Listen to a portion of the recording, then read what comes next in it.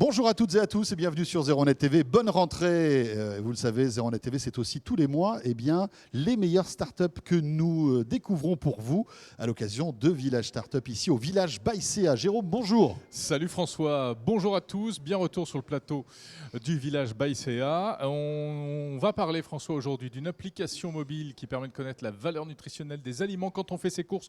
Non, ce n'est pas celle à laquelle vous pensez. C'est important. On va parler également d'une plateforme pour passer ses examens entièrement de manière numérique. Et puis, on verra une appli plutôt pratique pour les citadins. C'est le Airbnb des places de parking. Eh bien voilà, et attendez, c'est pas terminé. Notre maire à tous, le maire du village sera là. Fabrice Marcella viendra pour son coach startup et avec lui, on évoquera l'importance du pitch. Tu sais, pitcher quand tu as une startup, c'est hyper important. Il ne faut pas rater son pitch. Les conseils du coach. Voilà, on en parlera tout à l'heure avec le coach. Bienvenue dans ce village startup.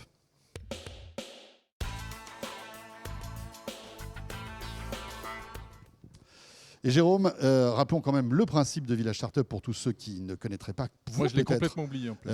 Ça tombe bien, oui, c'est vrai, pendant les vacances, tu as tout oublié. Tout. Moi, j'ai rouvert le mode d'emploi de Village Startup, donc je sais comment ça se passe. Et surtout pour notre invité qu'on va découvrir dans un instant. 3 startups et à chaque fois 6 minutes pour chaque startup. Et franchement, on équilibre tout ça. Hein. On lance un chronomètre pour que chaque startup ait 6 minutes, pas une seconde de plus, pas une seconde de moins, pour nous présenter son concept.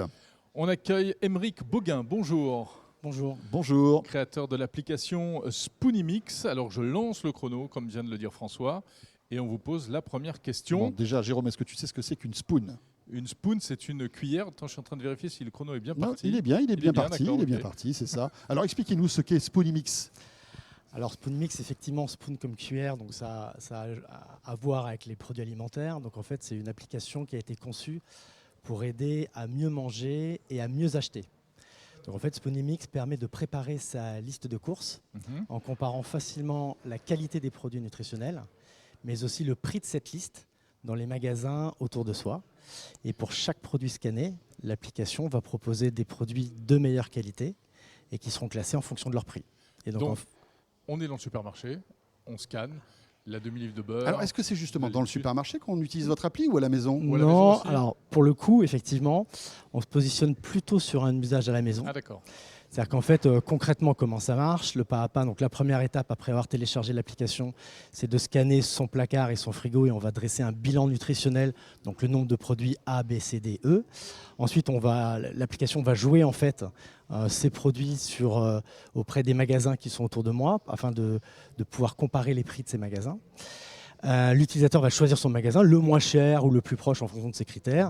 Il va rentrer dans son magasin et à partir de là, enfin virtuellement dans son magasin, dans ses rayons, et à partir de là, pour chaque produit, on va lui proposer des produits, comme je le disais, qui sont de meilleure qualité et moins chers. Et en fin de parcours, il va enregistrer sa liste, donc pouvoir se rendre en magasin et choisir les produits qu'il aura optimisés.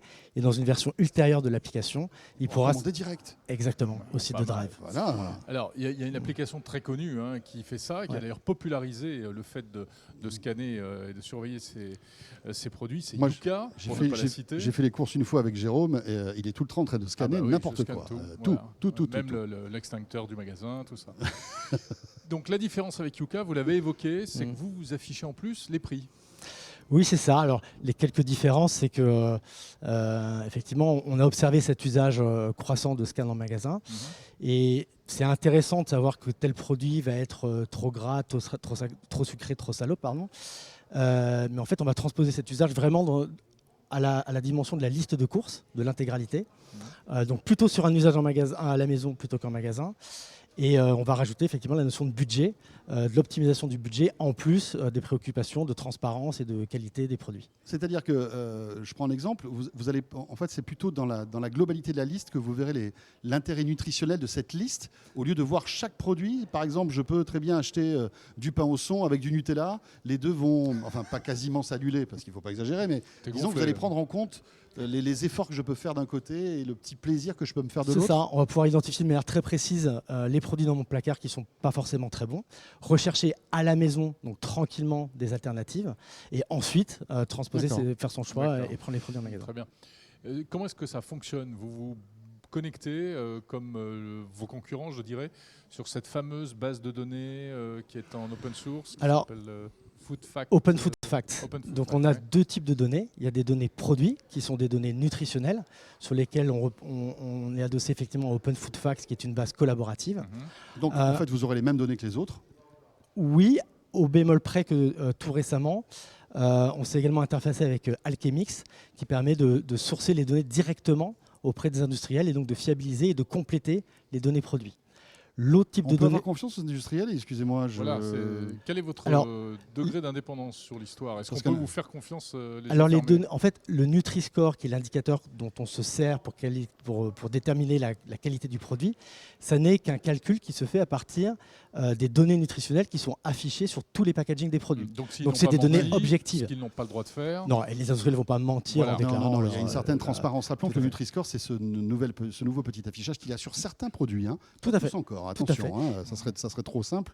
Avec des lettres A, B, C, D, E, et plus on avance dans l'alphabet, moins c'est bon, et plus ça devient rouge. Tout en à fait. Et un c'est des ça. intérêts de Spoonymix étant justement de révéler le Nutri-Score sur des produits qui ne l'affichent pas forcément sur leur Ouais. packaging. D'accord. Et l'autre type Alors de données... que Yuka ne le fait pas, ça, si. Ils font le Nutri-Score aussi. Non, c'est un autre indicateur, c'est le Yuka Score. Le Yuka Ah, Score. Voilà. D'accord. Quel est votre modèle économique? Alors, le modèle économique, il y a un premier modèle qui est, comme vous l'avez deviné, effectivement, on va envoyer des commandes vers les sites Drive des magasins. Donc, il y a des logiques d'affiliation, de rémunération qui peuvent venir des magasins.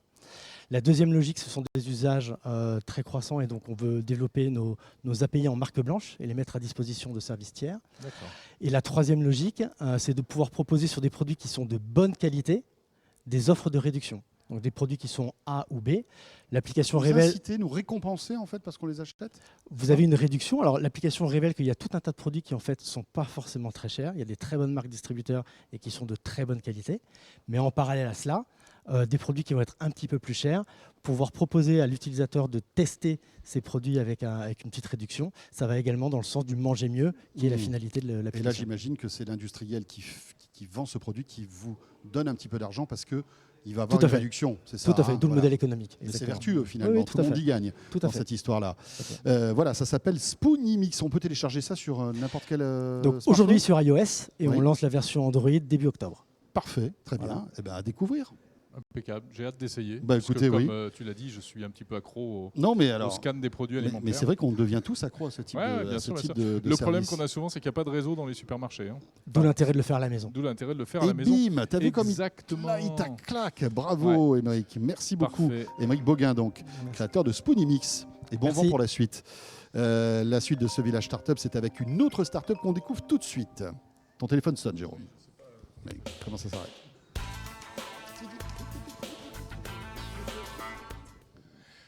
C'est la suite de Village Startup avec maintenant un invité qui va nous parler d'examen. Oui, je sais, c'est la rentrée, il faut se remettre au boulot, à l'école. Hein. Et ce qui est Oui. bien quand même, c'est que les examens vont peut-être être de plus en plus amusants, François. Ah, ça, c'est une bonne nouvelle. C'est dommage qu'on soit si vieux. Parce qu'on on aurait pu en profiter. Parce qu'à l'époque, je ne sais pas si tu te souviens, c'était pas la franche c'est pas rigolade. très amusant. hein. Enfin, amusant, je sais pas si quand même. c'est vraiment l'objet principal. Ludique, peut-être un peu plus. Peut-être un peu Bon, on va plus, et voir. surtout entièrement numérique, avec notre invité Clément Régnier. Bonjour. Bonjour. Bonjour. Donc, vous êtes le CEO de TestWi. Exactement. Alors, Alors, qu'est-ce que expliquez-nous. TestWi finalement Alors, c'est attendez, ça vous savez quoi? on y On va. appuie sur le petit Attention, bouton. n'essayez pas de Alors, grimper oui, les oui, quelques oui, secondes, tout est là. réglo. Oui, C'est oui, parti. Et n'essayez pas de tricher, hein, parce que vous êtes en examen là, avec nous. Là, hein. Alors, TestWi, en fait, on accompagne les institutions d'enseignement, principalement aujourd'hui dans le supérieur, mais on va aller aussi sur le secondaire, dans la digitalisation des processus d'examen. Beaucoup de choses. En clair, on a une plateforme dédiée pour l'administration et les professeurs, pour tout ce qui est création, correction, gestion des examens. Et en parallèle, un outil dédié pour les étudiants, les lycéens aussi, pour la présentation de leur examen en salle de classe. Donc c'est sur l'examen, leur c'est pas les ordinateur cours. personnel. Alors ouais, non, on ne va pas digitaliser les cours, nous on D'accord. digitalise vraiment l'examen en tant que tel. Et le propre de TestWi, ce que notre valeur ajoutée finalement, c'est de garantir aux professeurs et à l'administration que l'interface de test est sécurisée, donc pour éviter la triche et la fraude. Alors Donc, comment faites-vous ça? tout simple, enfin c'est pas tout simple. Parce qu'à Mais j'allais dire tout l'ordinateur, simplement. Internet n'est pas loin sur un ordinateur. hein. Exactement. Donc Google on est ton vient ami pendant les neutraliser examens. tous les raccourcis clavier, les coins actifs, les raccourcis sur le trackpad. On va détecter s'il y a une machine virtuelle qui tourne en parallèle, s'il y a d'autres applications, etc., etc. Le but en fait c'est de recréer une condition d'examen standard sur papier, mais sur version digitale pour garantir aux professeurs C'est-à-dire que que même si l'étudiant n'a c'est pas sur triché. mon ordinateur personnel que j'apporte pour passer l'examen, parce que c'est ça l'idée, à partir du moment où je lance votre application, ça bloque tout le reste. Exactement, vous avez tout compris. Ouais. Vous êtes prêts pour l'examen? Pas mal, hein? Ouais. Il Alors, c'est quoi acte le code de tricherie, vous savez, comme dans les Sims, Oui, pour le c'est quoi débloquer le cheat code sans que les profs s'en rendent compte? Testouille Vous pouvez nous le dire maintenant, c'est bon, ça va. Non, il n'y en a pas? On le délivrera à la fin de l'année. Ouais, d'accord. Mais alors, pour quel type d'études? Vous disiez donc, on va dire les études supérieures, c'est ça, hein, pas encore les études secondaires, en tout cas Alors, oui, c'est vrai qu'historiquement, donc il y a 5 ans qu'on a lancé la société avec mon associé, on s'était dit, aujourd'hui, les personnes les plus adaptées à même de présenter un examen sur un ordinateur, c'est ceux qui sont en business school. On était parti du constat que 95-96% des 18-25 ans avaient un ordinateur portable personnel, donc équipé, Oui. on pouvait en profiter.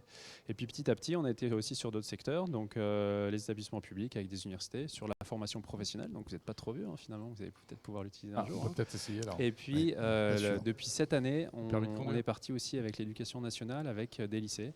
Il y a des lycées, par exemple la région Grand Est, les lycées 4.0, Donc le bac équipes, sur Testouille, peut-être un jour. Écoutez, ouais, peut-être un jour, j'espère un jour, le plus rapidement possible, mais c'est vrai qu'on en parle déjà. Donc, Mais il ne faut pas que ce soit. Donc, c'est pas seulement des QCM. Alors non, on va vraiment travailler sur la possibilité d'avoir un nombre de questions assez large, que ce soit du QCM, du vrai-faux, du rédactionnel, donc questions ouvertes, du texte à trous. On va pouvoir intégrer du contenu multimédia. Une dissertation Une dissertation par exemple, D'accord. mettre des pièces jointes, du son, des images, des vidéos, des GIFs, etc. Le but c'est de recréer un environnement de travail que l'étudiant pourrait retrouver sur un ordinateur et le préparer aussi dans la vie professionnelle, rédiger un email, travailler sur des tableaux Excel. On va pouvoir intégrer des tableurs style Excel dans Testouille. Aujourd'hui, il y a des examens, des contrôles de gestion de bilan, etc., où on fait un Excel sur papier. Nous, on voit les gens, les étudiants Excel qui sur font un papier. Excel sur papier. Donc c'est quand même assez Oui, c'est contradictoire. un peu paradoxal. Donc l'élève va pouvoir retrouver le confort de l'utilisation d'un ordinateur. D'accord. Alors, j'imagine que vous avez un modèle économique. Hein, j'imagine que les établissements louent votre solution, c'est ça? Comment ça fonctionne? Alors c'est une licence par étudiant par an pour une utilisation en illimité. Le but, c'est d'arriver à une digitalisation à 100% des examens. Et donc, plus on l'utilise, enfin plus l'école, l'établissement l'utilise, moins cher le coût de revient est finalement.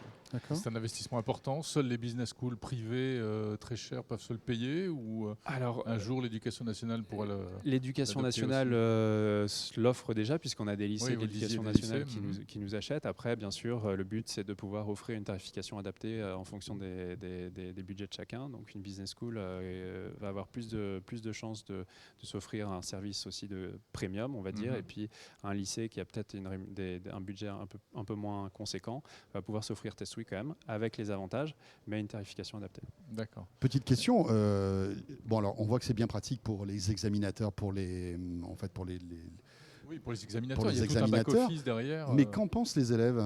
Est-ce que les élèves trouvent cette solution cool? Est-ce que finalement c'est plutôt une contrainte pour eux? Sincèrement? Ouais. Alors en toute honnêteté, je vais donner l'exemple. On a une université au Portugal. Le professeur, le doyen, qui est professeur de droit, est venu trouver les élèves. J'aimerais déployer cette solution. Est-ce que vous êtes pour? Est-ce que vous êtes contre? 97% de non. Il a fait, écoutez, vous êtes gentil, vous êtes jeune, on va quand même essayer. Il a bien fait de poser la question, en tout cas. Premier examen. Après le premier examen, il a refait le petit sondage. Le petit sondage. On était tombé à 30% de non. On a refait un second examen. À l'issue du second examen, il n'y avait plus que 10% qui voulaient revenir Portugal. sur papier. Ouais. Ils sont pires que les Français, les Portugais. Ils disent non tout de suite. Parce que, Pour dire ouais, oui. En après, fait, il y avait une méfiance au début. je pense que c'est une méfiance. Ils se rendent compte que l'outil est facile d'accès. Et le point aussi qui est important pour les élèves et pour les candidats, c'est tout le côté analytics. Aujourd'hui, vous faites du sport, Oui, vous avez une bien montre sûr. connectée, vous avez votre application sur le téléphone, vous avez des métriques. Avec Testouille, c'est un peu pareil. Le candidat, il peut se positionner par rapport à la classe, par rapport au type de questions. Est-ce que je suis meilleur en QCM qu'en rédactionnel? Est-ce D'accord. que Oui, il se monitore en quelque exactement. sorte. Et sur l'acquisition des compétences, on parle beaucoup de compétences aujourd'hui, et plus forcément de connaissances. On va pouvoir jouer sur les deux modèles. J'ai encore une question, il reste 30 secondes. C'est un vrai marché, hein, les études aujourd'hui. Vous avez beaucoup de concurrents, j'imagine, sur ce secteur. Alors, on a des concurrents directs. On peut identifier un aux États-Unis, un autre en Angleterre et un autre dans les pays scandinaves. Et puis après, on a des semi-directs qui ne vont pas offrir la même chose que nous à 100%. Et donc là, on va retrouver des concurrents aussi en France. Mais le marché est assez large. Très bien. Bah, écoutez, voilà, Jérôme, on va retourner sur les bancs d'école Oui. pour tester TestWi. Qu'est-ce Bonne que tu en chance penses? à Test, Eh ben, oui, c'est... Merci à vous Mais deux. en tout cas. auparavant, vous me donnez le petit cheat code pour pouvoir débloquer, hein, bien évidemment.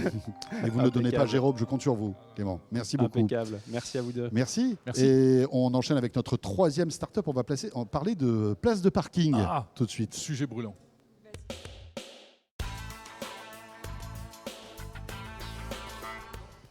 Et dans quelques instants, c'est Fabrice Marcella, notre coach, qui nous rejoindra et qui nous expliquera comment faire un bon pitch quand on a une start-up. C'est hyper important. François, on le sait, le trafic, la circulation dans les villes, ça devient de plus en plus problématique. Alors, comme on ne circule pas encore tous en vélo, il y a encore beaucoup de voitures. Et l'une des difficultés, c'est de trouver des places de stationnement. Bonjour, Will Udvok. Non, j'ai mal prononcé votre nom. Udov. Udov, Oui, pardon, bonjour. excusez-moi. On va dire Will. C'est ça, c'est plus facile. Bonjour Will, bienvenue.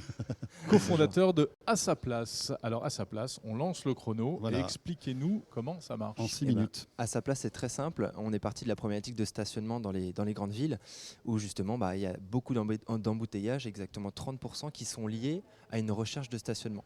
Et donc parti de ce constat-là, on s'est dit il va falloir trouver une plateforme qui mette en relation les propriétaires de parking avec les automobilistes. Parce que des propriétaires comme des professionnels, des particuliers possèdent ou gèrent des places de parking qui sont en fait sous-exploitées. Quand vous partez au travail, votre place de parking est libre, mais par contre inaccessible. Donc on a créé une plateforme qui met en relation ces propriétaires ou ces gestionnaires avec des automobilistes. Alors là, on voit des images. On met un petit peu la charrue avant les bœufs, mais Oui. donc c'est un. Oui, parce qu'on a l'impression que vous êtes un bidouilleur de places Ouais.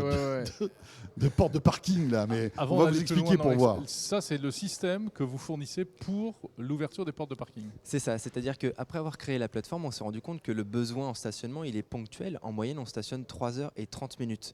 Mais donc, ça paraît un petit peu dérisoire d'attendre la personne, d'attendre l'automobiliste pour que lui stationne dans son parking pendant 3h30 pour gagner des cacahuètes. Donc, on a développé ce petit objet connecté. C'est un objet connecté qui vient se brancher simplement sur n'importe quelle porte de parking pour pouvoir la commander à distance avec le smartphone, avec l'application mobile. Et donc, D'accord. ça permet aux propriétaires de savoir qui rentre et qui sort. Ça sécurise les accès, mais également à l'automobiliste de pouvoir rechercher, réserver et ouvrir la porte de parking une fois qu'il est arrivé sur les lieux. Y compris en copropriété, pardon. Également en copropriété, tout à fait. C'est-à-dire que l'automobiliste va pouvoir stationner dans une copropriété, mais également les propriétaires ou les résidents de la copropriété vont pouvoir ouvrir la porte de parking et accéder à leur propre parking par le même moyen. D'accord. Ah oui, donc ça devient après le système de télécommande pour tout le monde, quoi, finalement. Absolument. Avec le smartphone. Je ne sais pas si c'est le plus efficace et le plus pratique. Avec le Mais- smartphone. Écoutez, tout le monde a un smartphone, tout le monde a un appareil comme celui-ci à portée de main dans la voiture, plutôt que de chercher son badge, son bip dans le fond du sac à main pour madame, Ouais. qui est toujours Enfin, c'est inaccessible. discutable parce qu'il faut lancer l'appli, etc. Bon, c'est pas. Mais alors, juste une question. Ça veut dire que cet appareil doit être connecté à Internet. Alors, Et se connecter à Internet dans un parking, en tout cas la porte de Mhm. parking, c'est pas forcément facile, Monsieur Will. c'est une excellente question. Merci On beaucoup. nous Je la l'avais pose travaillé souvent. celle-là. Effectivement, il y a une problématique de connectivité. Et c'est pour ça qu'on a recherché pendant un long moment sur les connectivités possibles. Et en fait, on n'utilise pas justement le réseau mobile. On vient utiliser le réseau mobile pour l'application mobile, mais une fois que vous avez réservé votre place de parking, ça va fonctionner notamment en Bluetooth pour ouvrir la porte de parking. Donc c'est le téléphone qui va communiquer directement Ouais. avec cet objet connecté. Et par l'intermédiaire des technologies de réseau d'objets connectés, donc de type LoRa, on va pouvoir avoir du réseau jusqu'à un niveau -2, -3, là où se trouvent les D'accord. portes de parking. Et donc, c'est ce qui permettra, par exemple, au boîtier de recevoir les droits sur des smartphones qui, auparavant, n'avaient pas accès au parking, c'est ça? Absolument, et c'est comme ça qu'on contrôle les entrées et les sorties de qui rentre et qui sort. D'accord. Ok. LoRa, donc, qui est le concurrent de Sigfox, Ouais, plus ou tout à moins. fait, hein, tout à fait. rappelons-le. Alors parlons un petit peu maintenant de l'aspect mise en relation, ce côté un petit peu Airbnb. Donc d'un côté des particuliers ou des professionnels qui ont des places à proposer, de l'autre les automobilistes. Comment ça se passe pour les uns et pour les autres?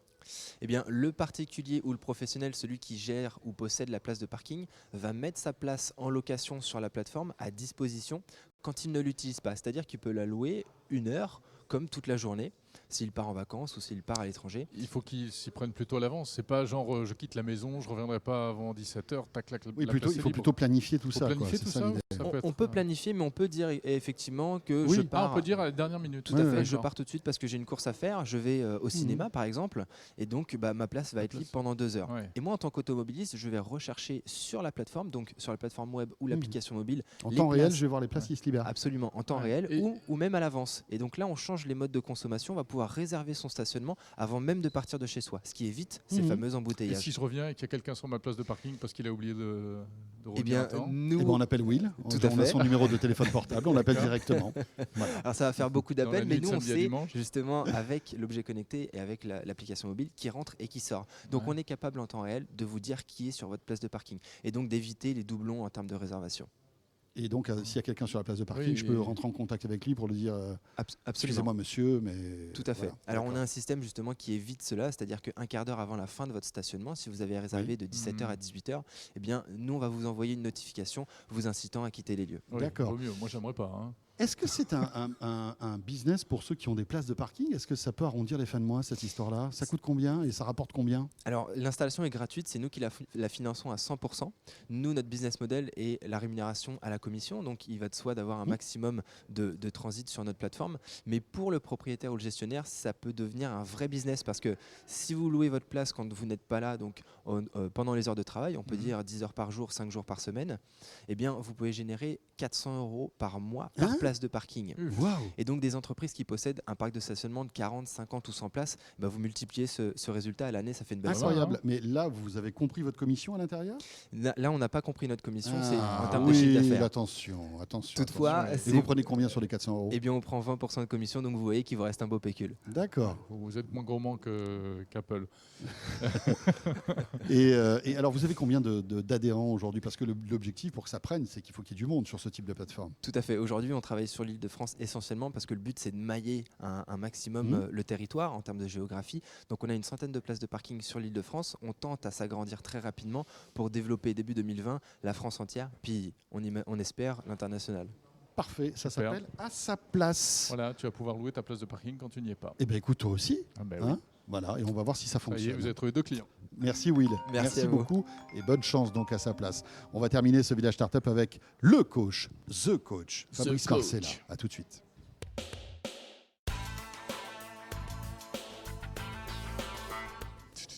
Fabrice Marcella is back dans Village Startup. Le Bonjour retour. Jérôme, bonjour François. Ça va bien Je suis content de vous revoir. Oui, Ah ben nous aussi. Vous êtes tout avec bronzés. la tenue startup. Hein. Exactement. alors, Fabrice. Ah, le village pardon. by CA, c'était un peu Le d'auto-promo et quand même. pourquoi on n'a pas ce t-shirt? Eh ben non, mais Fabrice. Bah alors. j'en ai pour vous juste après. Voilà. Alors, Cool. XXXL Oh, et ça va, je t'en prie. Mais j'en ai en stock des pour moi. XXXL. S'il te plaît. Non, mais on plaisante, bien évidemment. C'est faux.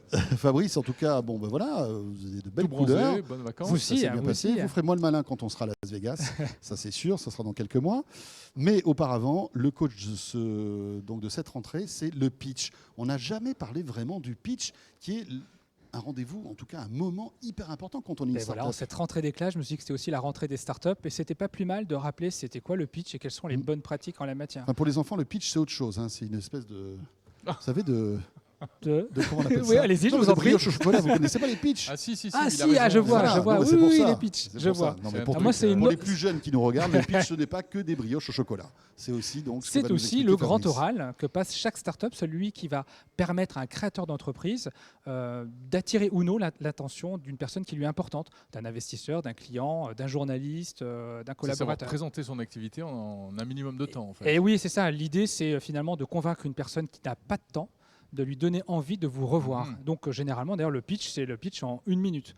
Mais pour faire un bon pitch, comment on doit s'y prendre? Il y a des incontournables. Le premier incontournable, bien sûr, c'est de se présenter en quelques minutes. Et il ne faut pas faire trop long sur qui on est. Par contre, deuxième étape, la suite, c'est deuxième étape, c'est je présente quel est le problème que je cherche à résoudre. Ça peut prendre la forme d'une question. Je donne un exemple sur un outil de gestion de notes de frais. C'est combien de temps passez-vous chaque mois à saisir vos notes de frais? Donc, on voit déjà la douleur pour ceux qui ont l'habitude de faire ça.